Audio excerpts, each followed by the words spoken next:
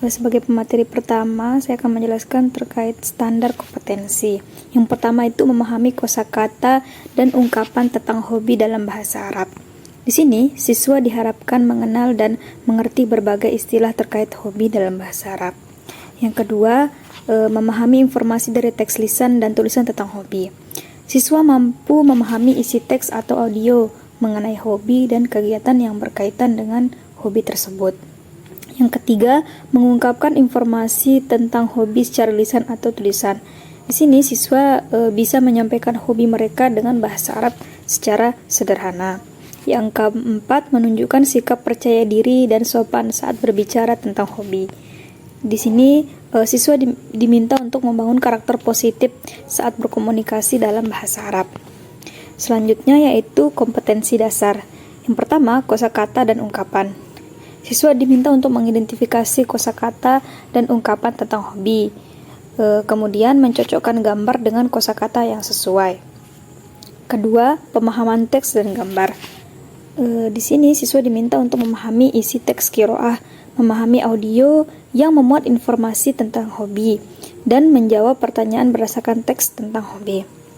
Selanjutnya yang ketiga itu pengungkapan gagasan. Di sini siswa diminta untuk menyusun kalimat tentang hobi pribadi dan teman. Kedua, mendeskripsikan pameran hobi berdasarkan gambar dan menjawab pertanyaan berdasarkan teks atau gambar. Selanjutnya yang keempat itu adalah sikap dan karakter. Di sini siswa diminta untuk percaya diri saat berbicara tentang hobi dan sopan dalam menghargai hobi orang lain saat berdiskusi. Selanjutnya yaitu indikator pencapaian kompetensi. Yang pertama, untuk kompetensi dasar pengetahuan. Yang pertama, yaitu mengidentifikasi kosakata hobi, contohnya membaca, menggambar, atau sepak bola. Yang kedua, menjelaskan arti ungkapan dan kalimat sederhana tentang hobi. Ketiga, mengambil informasi penting dari teks pendek tentang hobi. Keempat, menjelaskan isi teks deskripsi tentang hobi dan kegiatan pameran. Selanjutnya untuk kompetensi dasar keterampilan. Yang pertama itu mengungkapkan hobi secara lisan dalam bahasa Arab. Yang kedua, menyusun kalimat sederhana tentang hobi. Yang ketiga, menulis deskripsi kegiatan pameran hobi. Yang keempat, mempraktikkan percakapan sederhana tentang hobi. Yang kelima, memaparkan isi teks atau hasil Baik, di sini saya akan melanjutkan penjelasan terkait dengan materi pertama yang dibahas atau yang disebutkan oleh teman saya. Nah, di sini ada tujuan pembelajaran. Nah, di modul yang kita buat ini ada beberapa tujuan pembelajaran terkait dengan modul ajar yang kita buat. Pertama, dalam hal menyimak. Di sini ada capaian belajarnya atau capaian pembelajaran yang terkait dengan modul yang kita buat. Kemudian ada tujuan pembelajaran dari modul yang kita buat. Terus ada materi yang dimuat di modul ini. Yang di sini terkait materinya yaitu hobi dan pameran. Nah, di sini ada beberapa elemen yang tertulis di modul yang kita buat. Ada 4 poin. Nah, itu pertama menyimak, berbicara, membaca dan memeriksa, dan terakhir itu menulis dan mempresentasikan. Nah, jadi kalian bisa para penonton bisa membaca sendiri apa saja yang dimaksud dengan menyimak, berbicara, membaca dan memeriksa, terus menulis dan mempresentasikan. Nah, kalian bisa mengaplikasikan atau melihat sendiri, membaca sendiri apa tujuan dari modul-modul yang kita buat ini. Baik, kemudian ada materi pertama dari modul ini terkait dengan hiwayatul tulab wal ma'arif ini, yakni hobi dan pameran-pameran. Dan di sini ada beberapa foto dan arti nama hobi-hobi tersebut dalam bahasa Arab. Nah, di sini maksudnya penggunaan foto dan kalimat bahasa Arabnya atau kata bahasa Arabnya agar siswa bisa dengan mudah mengetahui artinya dalam bahasa Indonesia. Cukup dengan melihat gambar yang ada di modul ini, seperti Al-Qiraah itu kan ada gambarnya seperti orang membaca. Nah, jadinya murid bisa menerka atau menerjemahkan langsung apa arti dari kata tersebut cukup dengan melihat foto yang tercantum di modul ini. Seperti contoh pertama, kedua juga seperti yang asibahah. Asibahah kan nggak perlu kita mencari di kamus atau menanyakan seseorang gitu. Cukup kita melihat gambar, kita udah mengetahui apa arti dari asibahah tersebut. Nah, ini sebagai alternatif untuk membuat siswa tertarik dalam menghafal mufradat. Nah, kemudian di sini ada materi tentang istima. Nah, di sini materi istima di sini di modul ini dicantumkan ada link YouTube. Nah, ketika murid atau siswa atau seorang guru mengaplikasikan modul ini, cukup dengan mengklik atau menekan link yang ada di modul ini. Nah, setelah murid mendengarkan video yang ada di YouTube tersebut atau di link tersebut, guru memberikan soal-soal terkait dengan apa yang telah mereka dengar di dalam video tersebut, yang seperti soal yang ada di bawah link tersebut 1 sampai 10 itu. Jadinya siswa langsung mendapatkan ujian atau langsung mendapatkan tes dari gurunya terkait dengan apa yang telah didengar di dalam video tersebut.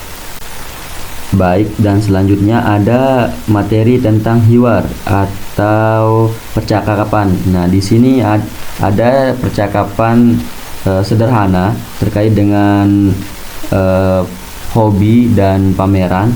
Di sini ada Ahmad, Fatimah, Ali, dan lain-lain. Mereka bercakap-cakap terkait dengan apa hobi mereka dan apa pameran yang pernah mereka temui. Nah, di modul ini udah tertulis terkait dengan percakapan atau hiwar yang ada. Nah, kemudian siswa di sini disuruh membaca percakapan tersebut atau berdialog dengan teman sendiri. Kemudian mereka mengetahui apa isi dialog tersebut. Nah, agar siswa bisa menjawab soal-soal atau tes yang ada di setelah modul atau setelah materi al-hiwar tersebut. Ntar ada soal-soal yang akan harus dijawab oleh siswa terkait dengan al-hiwar tersebut atau percakapan dan dialog tersebut. Baik, halo semuanya, balik lagi sama aku. Dan di sini aku bakalan ngejelasin terkait tentang at-tarkib, yaitu dua pembahasan penting di sini. Yang pertama itu adalah terkait tentang masdar dan yang kedua adalah huruf jar.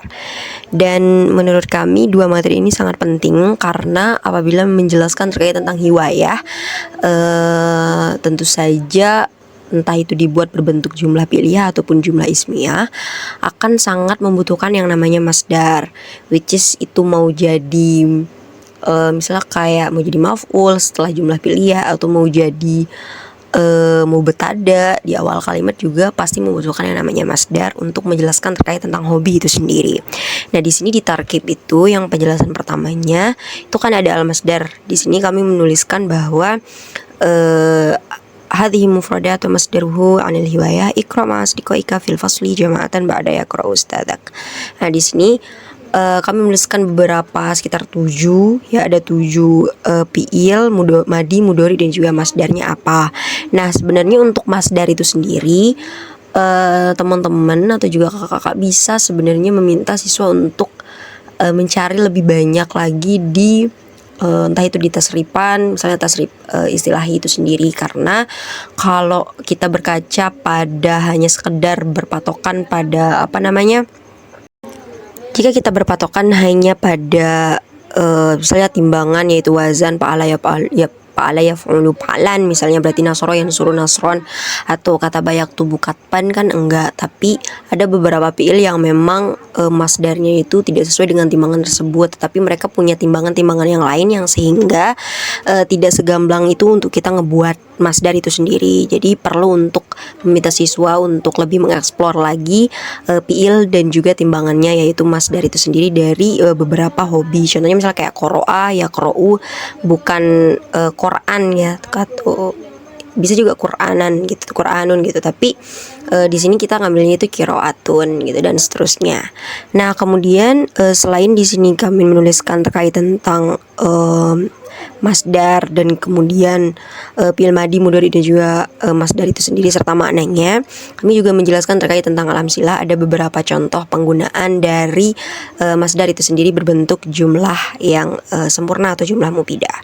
Yang pertama itu misalnya ana arsumu al-jibala fil fasli. Nah, di sini ada kata rosama yarsumu, yaitu arsumu. Ini adalah fi'il mudhari yang menunjukkan bahwa saya menggambar gitu, menggambar gunung di kelas. Bisa aja nih anak tersebut memiliki hobi menggambar misalnya. Atau di sini nomor 3 yaitu kitabatuhu jamilatun jiddan. Jadi nah di sini kan kita nggak bilang taktubu dia menulis gitu, tapi kita mau bilang tulisannya.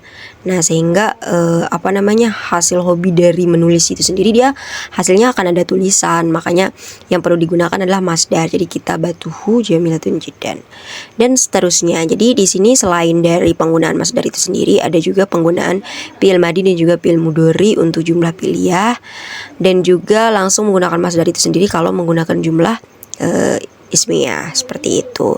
Jadi hal ini menunjukkan bahwa yang pertama yang perlu digarisbawahi bahwa siswa bisa mengeksplor lebih banyak dari yang ditulis di sini. Tapi ini sebagai acuan saja, nanti bisa dilakukan di luar kelas ataupun membuat kelompok dan sebagainya. Kemudian selain itu bukan hanya stop sampai bagaimana mereka mengetahui fi'il, fa'il dan juga masdarnya, tetapi bagaimana mereka bisa mengimplementasikan itu dalam bentuk dalam bentuk susunan kalimat yang sempurna. Nah kemudian yang materi yang kedua yaitu terkait tentang huruf jar. Seperti yang kita sama-sama ketahui, huruf jar di sini yang paling dasar itu ya ada 9, itu min, ila, an, ala, fi, ruba, ba, kaf, lam. Jadi teman-teman juga bisa kreasikan dengan cara entah itu menyanyikannya seperti min, ila, an, ala, fi, ruba, ba, kaf, lam. Jadi tergantung sebenarnya bagaimana teman-teman memperlihatkan itu supaya tidak terlihat bahwa bahasa Arab itu semembosankan itu gitu. Jadi teman-teman bisa kreasikan itu dengan entah itu membuat nyanyi, tepuk-tepukan dan sebagainya. Intinya huruf jar yang kami tulis di sini itu ada 9 dan keluar ya dari topik huruful qasam gitu. Nah, kemudian sama halnya juga setelah siswa mengetahui adanya huruf jar itu apa aja, kemudian min artinya dari, ila artinya ke, kemudian an artinya dari atau tentang dan lain sebagainya, baru di sini kami juga menuliskan adanya al-amsilah, yaitu contoh-contoh yang bisa dibuat dari huruf jar itu sendiri. Contohnya misalnya Budi yamshi minal madrasah ilal masjidi. Budi jalan dari sekolah ke masjid gitu. Jadi penggunaan huruf jar di sini itu terletak pada min al madrasati dan juga ila al masjidi. Nah, yang perlu digarisbawahi di sini ada juga penjelasan terkait tentang qaid itu sendiri. Qaid terkait tentang huruf jar yaitu unsur ila kulli amsilatin allati qad dzukirat wa kullul ismi ba'da harfil jari majrurun.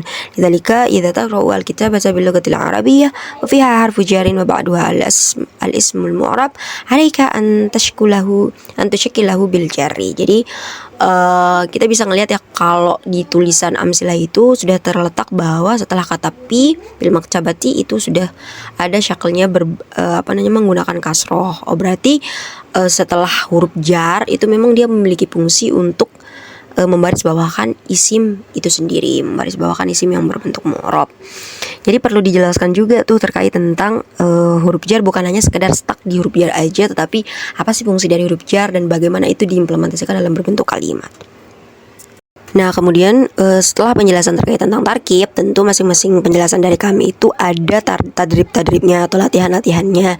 yang bisa menguji seberapa jauh kemampuan siswa dalam memahami materi yang sudah dijelaskan oleh gurunya. Nah, di sini kalau di tadrib yang pertama itu kan mengisi yang kosong ya. Contohnya yang pertama, Ardian yarsumu kasiron hiwayatuhu bla bla bla bla bla. Nuktoh. Ardian sering kali menggambar, berarti hobinya adalah titik. Kan di sini berarti hobi Ardian adalah ya menggambar itu sendiri. Nah, hiwayatuhu di sini di bla bla blanya atau nuktohnya itu diisi menggunakan masdar itu sendiri. Jadi penggunaan masdar yang memang sesuai dengan kata yarsumu. Berarti kalau sama yarsumu rosman gitu. Jadi Ardian yarsumu kasiran hiwayatuhu ar-rosmu gitu. Jadi disinilah penggunaan masdar itu sendiri ya. Jadi bukan hanya sekedar setelah jumlah fiil dan juga fa'il. Nah, kemudian tadrib yang kedua itu adalah meletakkan masdar pada fiil dan juga fiil mudhari, fiil madhi dan juga fiil mudhari yang sudah dituliskan. Nah, ini yang disebutkan di awal terkait tentang bagaimana siswa mengeksplor lebih banyak lagi kosakata berbahasa Arab, lebih banyak lagi kata kerja berbahasa Arab. Kemudian mereka menentukan sendiri nih kira-kira masdar dari kata kana saya knusu apa ya? Kira-kira jala saya jelisu apa ya gitu, dan seterusnya sampai akhir. Nah, kemudian tadrib yang ketiga yaitu adalah memilih jawaban yang benar antara A, B, C sampai D terkait tentang penggunaan huruf jar. Nah, misal kayak baiti baidun nuktoh al masjidi. Rumah saya jauh titik masjid. Nah, kira-kira jawaban yang tepat itu apa? Apakah rumah saya jauh dari masjid, atau rumah saya jauh di masjid, atau rumah saya jauh ke masjid, atau rumah saya jauh dari masjid, atau tentang masjid. Jadi ini pilihan-pilihan yang bisa siswa kerjakan di tadrib yang ketiga mengenai huruf jar itu sendiri. Baik, selanjutnya saya akan menjelaskan tentang metode dan media yang akan digunakan dalam pengaplikasian modul yang telah kami buat. Metode yang pertama adalah metode ceramah. Seperti yang telah sama-sama kita ketahui bahwa metode ceramah ini adalah metode yang identik dengan penjelasan secara lisan dari guru kepada muridnya dengan materi yang terstruktur. Nah, metode ini paling cocok digunakan untuk pengenalan konsep baru. Di dalam modul yang sudah kami buat, metode ini paling cocok digunakan dalam dua materi, yang itu yang pertama pengenalan mufradat baru kepada para siswa, dan yang kedua adalah penjelasan langsung dari guru tentang qawaid atau tata bahasa dalam bahasa Arab sehingga murid bisa memahami materi ini secara komprehensif. Selanjutnya, metode yang kedua adalah metode role play atau bermain peran. Seperti yang kita ketahui bersama, apabila guru di kelas hanya menggunakan metode ceramah yang menjelaskan materi secara panjang lebar, pastinya akan cepat menimbulkan rasa bosan di dalam diri siswa. Nah, salah satu alternatif variasi metode yang bisa digunakan adalah metode role play atau bermain peran. Di dalam modul kami sudah disajikan sebuah hiwar atau percakapan yang terdiri dari beberapa tokoh.